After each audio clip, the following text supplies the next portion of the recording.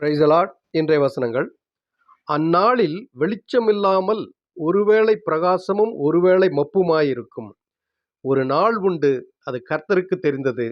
அது பகலுமல்ல இரவும் அல்ல, ஆனாலும் சாயங்காலத்திலே வெளிச்சம் உண்டாகும். அப்பொழுது கர்த்தர் பூமியின் மீதெங்கும் ராஜாவாய் இருப்பார். அந்நாளில் ஒரே கர்த்தர் இருப்பார், அவருடைய நாமமும் ஒன்றாயிருக்கும். தேசமெல்லாம் கேபா தொடங்கி எருசலேமுக்கு தெற்கே இருக்கிற ரிம்மோன் வரைக்கும் சமபூமியாக திருத்தப்படும். எருசலேமோ உயர்ந்ததாகி தன் ஸ்தானத்திலே பென்யமீன் வாசல் தொடங்கி முதல் வாசல் என்கிற ஸ்தலம் மட்டும் கோடி வாசல் வரைக்கும் அதனேயேல் கோபுரம் துவக்கி ராஜாவின் திராட்ச ஆலைகள் மட்டும் குடியேற்றப்படும். அதிலே ஜனங்கள் வாசம் பண்ணுவார்கள். இனி சங்கரிப்பில்லாமல் எருசலேம் சுகமாய் தங்கியிருக்கும். ஆமேன்.